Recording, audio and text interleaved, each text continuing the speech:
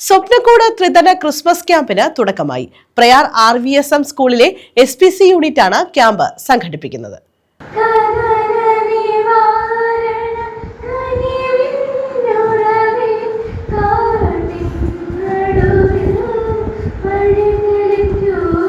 Prayar RVSM HSSലെ SPC യൂണിറ്റിന്റെ നേതൃത്വത്തിലാണ് ത്രിദിന ക്രിസ്മസ് ക്യാമ്പ് സംഘടിപ്പിക്കുന്നത്.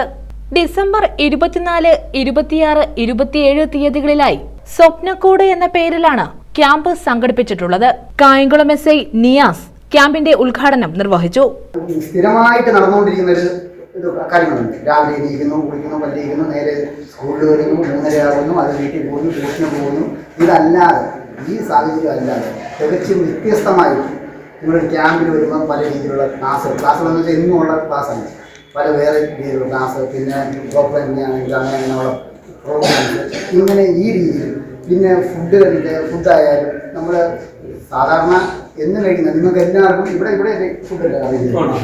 ഫുഡെല്ലാം അറേഞ്ച് ചെയ്യണമെന്ന് പറഞ്ഞാൽ ഞാൻ ഒരു പൊതുവായിട്ടുള്ളത് എന്ന് വെച്ചാൽ എനിക്കിപ്പം ഞാൻ എവിടെ പോയാൽ ഇതേ ചെയ്യുകയുള്ളൂ, ഞാൻ എവിടെ പോയാൽ ഈ ഫുഡേ കഴിക്കുകയുള്ളൂ, അല്ലെങ്കിൽ ഇന്ന വെള്ളം കുടിക്കുകയുള്ളൂ. ഇതെല്ലാം മാറിയിട്ട് ഈക്വലായിട്ട് നിങ്ങളെല്ലാവർക്കും ഒരേ ഫുഡ്, അതിലൊരു വ്യത്യാസമൊന്നുമില്ലല്ലോ, എല്ലാവർക്കും ഒരേപോലത്തെ ഫുഡ് കഴിക്കുമല്ലോ.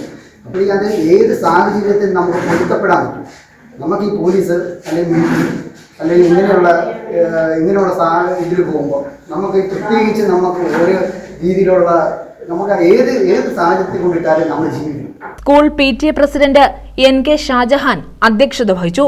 സ്കൂൾ പ്രഥമാധ്യാപിക R ജയശ്രീ സ്വാഗതം പറഞ്ഞു. School manager doctor P Balachandran മുഖ്യപ്രഭാഷണം നടത്തി.